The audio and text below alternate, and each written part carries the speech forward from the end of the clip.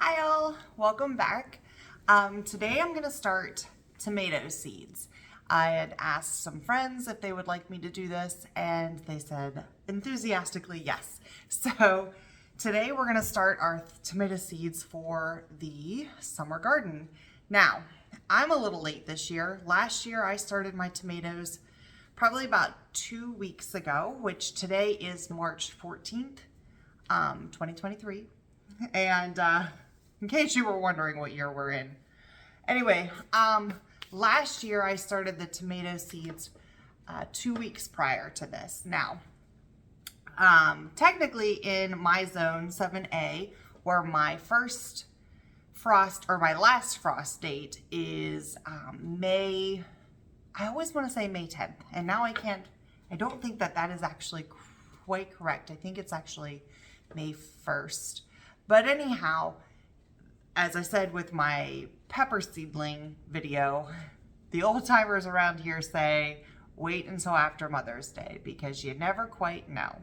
Well, Mother's Day this year is May 10th, and I didn't do the math, but I'm just going on what I technically have done for the last couple of years, which is, besides last year, which is start my tomato seedlings. I start them the week of St. Patrick's Day because I need a little luck of the Irish. I would start them on St. Patrick's Day this year, but I will not be able to do that this year. So we're going to start them on the 14th. Happy Pie Day. All right, so basically the same thing goes for starting your tomato seeds as you would your pepper seeds.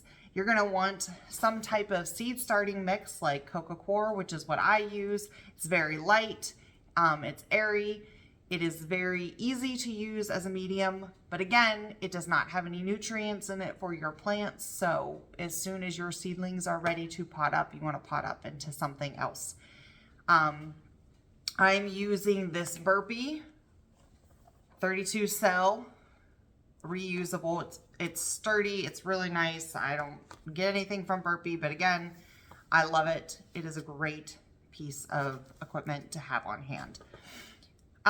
So what I'm gonna do, and tomato seedlings, I've really not had any issues starting tomato seeds ever. I've actually started really old tomato seeds, seeds that like I bought years ago with the intention of doing, I heard a noise. Although it is extremely windy here, it probably could have been something falling. So hopefully it isn't.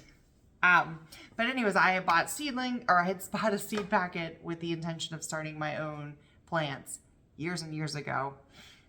While it took a little longer to germinate, they did germinate. So just because seed packets have an expiration date on the back of them doesn't mean that your seeds are bad. And the only way you're going to know whether or not your seeds are bad is if you try and germinate them.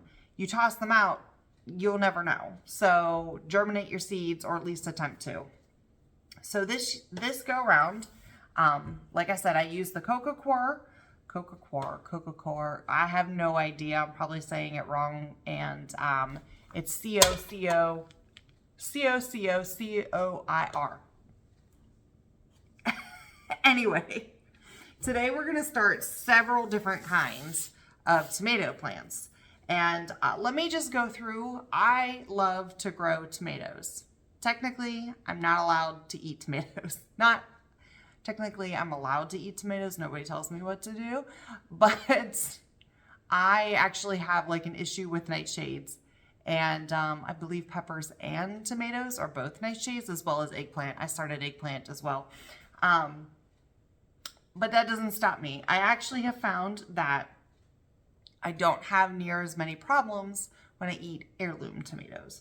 So I'm growing heirloom and some hybrids. But let me just explain to you what I'm growing and just let you know what I'm doing. So I'm excited because last year this was the fan favorite in our house, the Paul Robeson tomato.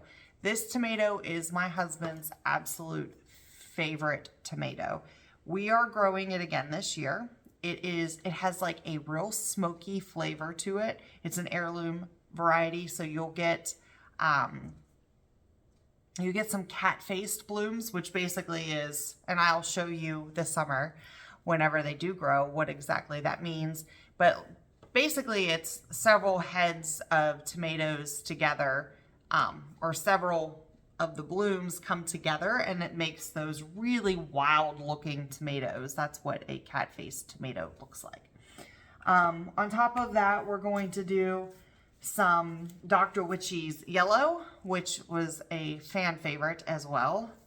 And these Abe Lincolns, last year I grew these, and they were about, I got a 2-pound tomato out of this. Very meaty, very fleshy, really great for sauce, but also great for like a nice meaty tomato sandwich. We also are doing this peach tomato. I loved this. This was more of a snacking tomato. It wasn't a big full one, and it wasn't a cherry. It was like right in between, so a nice snacker. It's really delicious. It is sweet and it's juicy, and this was one of my husband's favorite tomatoes last year as well. I'm gonna do a couple plants of these black strawberries from Baker Creek. I liked these. They were sweet. They were okay. They were not necessarily my favorite, but they were definitely my daughter's favorite. So that is one of the reasons why I'm growing it again. And then I had a couple requests from friends to start some of these for them as well. So that's why we're going to grow these. Black Beauties, a great heirloom staple. We're going to do these again this year. And let's see, what else did we do? So last year I actually had Cherokee Purples, but I didn't start them. A friend of mine had bought starts from a local nursery here in Martinsville, or actually, it might not be actually Martinsville, but it's close to it, Henry County. She bought extras, or she had extras, and so she gave them to me and I grew them. So this year I'm going to try and start some Cherokee Purples. She also gave me black cherries, black cherry tomato plants as well. And so I'm actually I don't have any seeds for that. I'm really praying that the nursery has some of those, because that's what I'm going to grab this year and grow it again. So I don't just start, I start the majority of my seeds. I start the majority of them. However, if there's something I don't have seeds and I want to try it, I for sure am going to buy the starts or trade with friends. That same friend actually told me about a yellow pear tomato, so we're going to try this year. I'm excited. She said it's one of her favorite heirloom tomatoes. I got this one from Seeds for Generations, which is actually a local family. They're a little bit north of me, but they are, in my opinion, local. So they had a fire not too long ago that took out their store, I believe. But anyhow, support them. They're a family, got lots of kids, and this is one of their livelihoods. So I actually got this before all of that happened, but I'm excited to try these out. All right, and so here are the couple of things that I'm growing this year that I have not grown before, and I'm kind of excited about. Oh wait, hold on. Before we get to what I'm growing, I grew this last year. It's called a baby boomer hybrid from Burpee. Yes, this is one of the hybrids that I am. This is actually a determinate tomato. And I'll get into the difference between indeterminate and determinate in a second. But this is a determinate tomato. I grew this on my back deck last year in my bucket garden, which I may or may not. Oh no, yes, you can see my bucket garden in the So You Want to Start Gardening videos. I grew these in the bucket garden. They were delicious. These are the perfect little cherry tomatoes for salads. Perfect for just running out and grabbing and snacking, or snacking when you're outside working. Absolutely perfect. I love these tomatoes. My mother and father, before they moved, I grew some starts for them, and they had this in their little raised bed as well, and it just flourished in their raised bed. They were amazing. They tasted great, like perfect. So this is a Burpee seed. Again, it's not an heirloom. It is a hybrid, but I'm okay with that. Okay. These I'm excited about because I watch Jess Sowards from Roots and Refuge Farm, and she talks about these seeds all the time, these particular tomato plants. So this is from Wild Boar Farms. These are Berries Crazy Cherry. And this one is Brad's Atomic Grape. So we're going to sow some of these today too and get them started.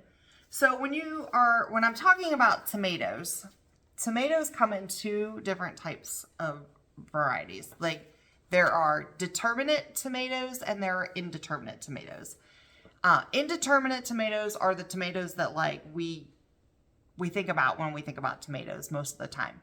They are the ones they vine, they set off suckers, they just continue to grow. You could allow them to grow for a really tall height if you wanted to.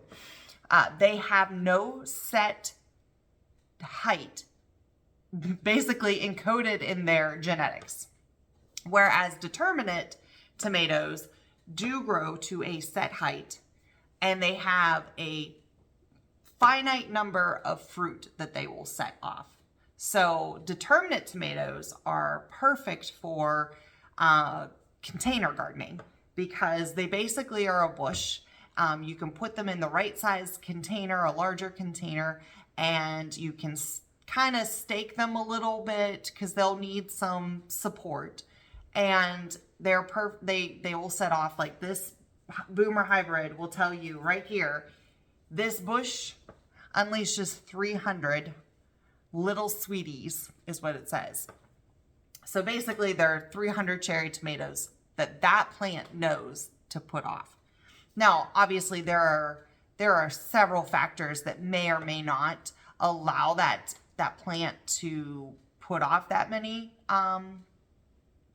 fruits, like, you know, the nutrition of the plant, the health of the plant. I had issues with now I can't think of the name of it. I can see it, a little horned animal. But anyways, they came in and it ate everything just on my back deck. So I did not get 300 tomatoes from each of those plants because the health of those plants went downhill. But indeterminate tomatoes, they do not have a set number of fruits that they'll give off. So they will continue to fruit if you take good care of them and prune them properly, which we can talk about in the summer when we have a plant. So anyway, I'm going to show you exactly what I did. It's basically the exact same thing as when we started the pepper plants together. We're going to start tomato seeds together. So our tomato seeds I'm going to do, so I want lots of tomatoes. That's just how I roll. I'm seeing lots of activity outside, so if you see me doing this, it's just me being a nosy neighbor. That's who I am. So let's start with the Paul Robeson. So I want lots of Paul Robesons. So I'm not sure if I've talked about this here. One of my little thing that I like to do for gardening is I want to start more than I actually need. There are several reasons for this. One, you may not get a seed to germinate. Okay, so if I just stick one in here and it doesn't come up, I've kind of wasted that space.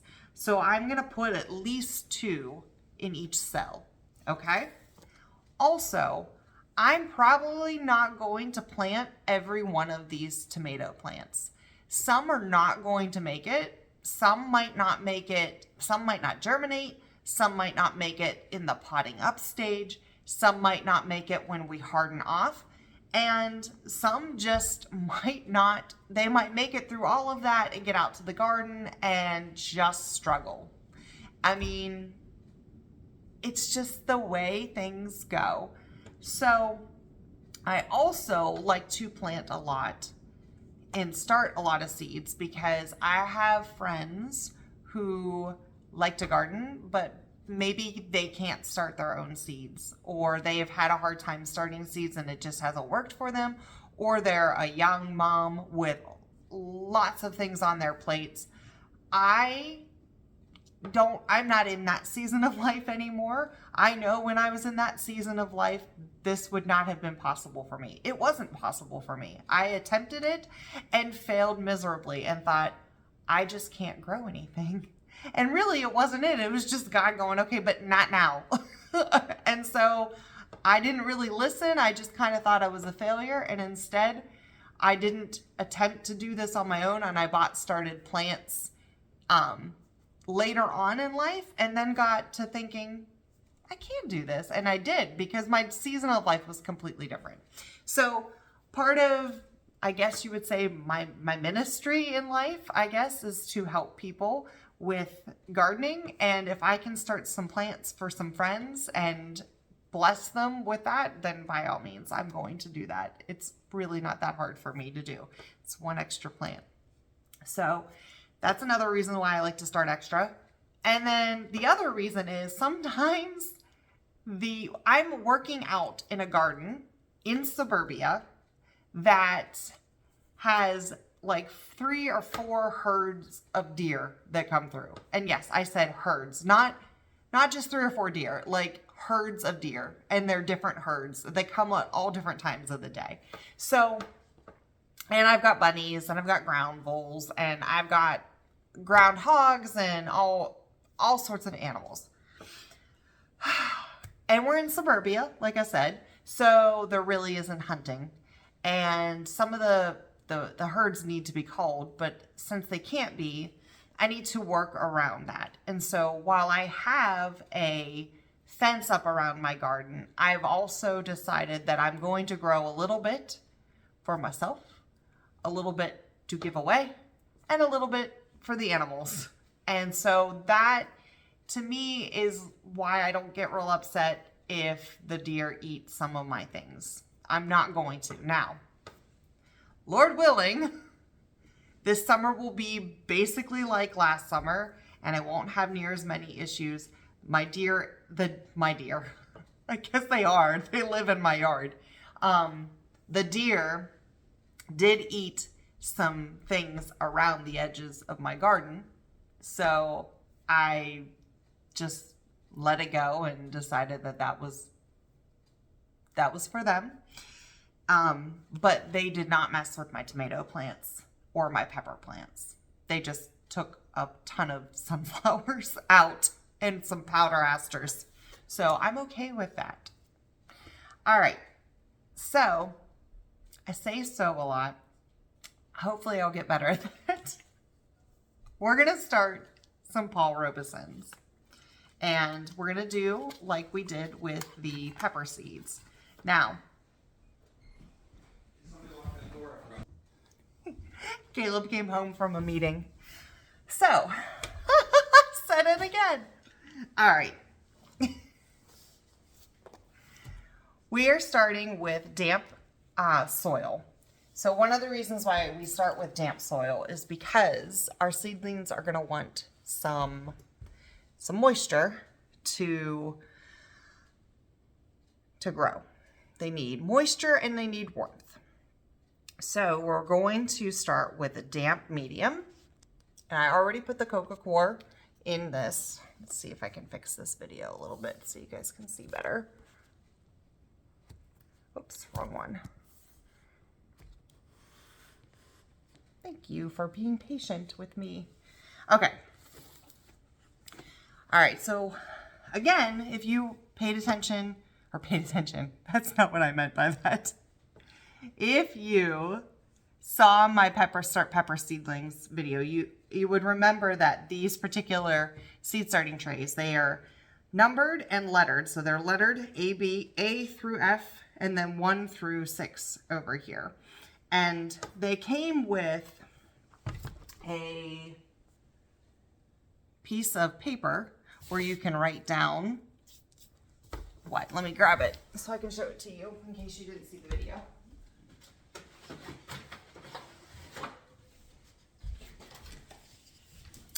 They came with its own little plantogram, and you would basically go, here's A, this is 1, so 1A, 1B, 1C, and so on. So you can use this, or if you're basically this entire row is going to be one type of seed, you can take some masking tape and you can label right here what you have in this row. And then I also suggest that if you're finding your labels aren't sticking, to create a diagram and have it somewhere else, so that you don't lose track, because it is very easy to lose track. It's also very easy to lose a seed into a pocket that you didn't expect. Okay, so we're gonna start a whole bunch of these, and I'm gonna start 2 in each. And so I'm just gonna lay it on top here for now. Let's see if you can see. Yep, you can see. This is one. I'm gonna grab another one, put it in here. This whole row is gonna be Paul Robeson's, because we love these tomatoes so much, and I've had several requests for them to be started. So I wanna make sure that I have enough for myself, and also for all the things that can go wrong, and all the things that I'll watch, like everything will go right in all of them, and I'll have 2, 4, 6, 8. I'll have 12 plants. So anyhow, these seeds are not fresh seeds. These seeds are from last season, which they should still be good. So I'm not too worried about it. If I were worried, I would have opened up the new ones that I bought. So we're just gonna go through, and we're gonna push those down in and cover them very lightly. Oops, that one's stuck on my finger. That one's stuck on my finger. There we go. Nope, nope, nope. There. Okay. Cover them up, push that in, cover, push that in, cover.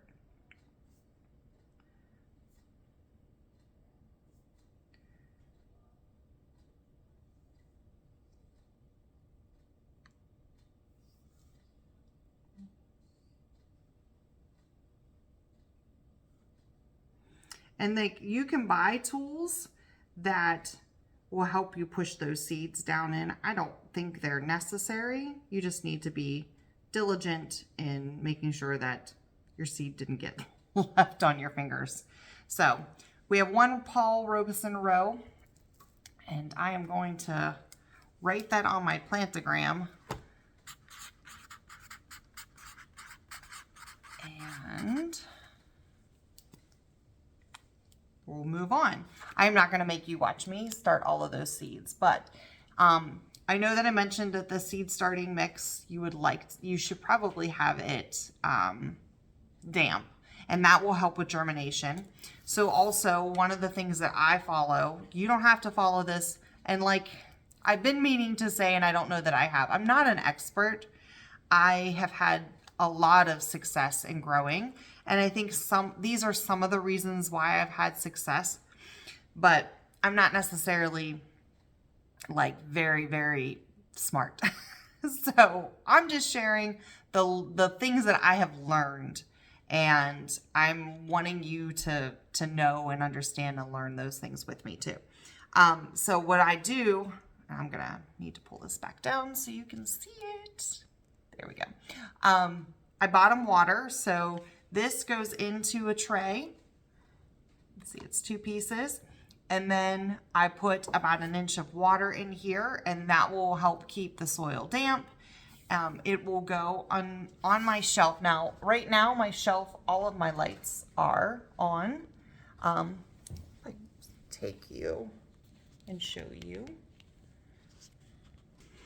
So right now I have potted up some herbs and things that I had started a couple, about the same time that I started the pepper plants. The pepper plants are ready to pot up, and I will go through and do a video about that.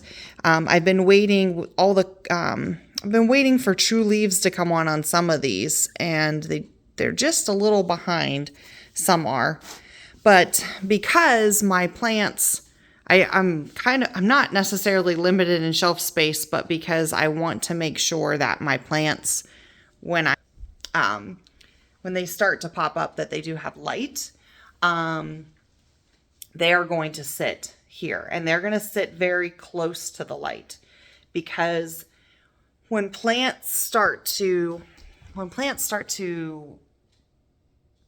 grow, when they start to germinate, they're going to come out of the soil looking for light. And what they're going to do is they're going to stretch to get to that light. And you want to make sure that your grow lights are close, not that they'll burn the plant, but that they're close enough to the plant that that plant isn't struggling to get to that light. Whenever you have seedlings that get really, really leggy and they get weak, it's usually because the light source that they're trying to get to, because plants need light, it's usually because that light source is too far away. So if you have grow lights, you want to lower them close enough to where your seedlings are starting to pop out so that they're not struggling to get to the light. And also, if you're starting seeds without grow lights and you're growing them in windows, you need a consistent light. If you notice that your plants start to get leggy and they bend, that's because they're bending and trying to reach for the light. That's why that happens. So there's lots of reasons why plants do certain things, but usually that is the reason why. All right, so there. Okay, now I don't have to hold that and you don't have to look at me funny. Okay, I'm going to finish putting in seeds, and then I'm going to talk to you a little bit about potting up your plants when they start to get to this size. But first, I don't really think you want to see all of that in this video, because this video is getting pretty long. So I'm probably going to end it here. I want to thank you guys for watching with me today. I hope that it was helpful. If I didn't answer any of your questions, please ask them. I am an open book, and if I don't know the answer, I will go and find it for you, or I'll just tell you I don't know. So, like I said, I'm not an expert. I'm just trying to show exactly what has worked for me, and hopefully it will help you out too. So, I hope you guys have a great day, and I'll talk to you later.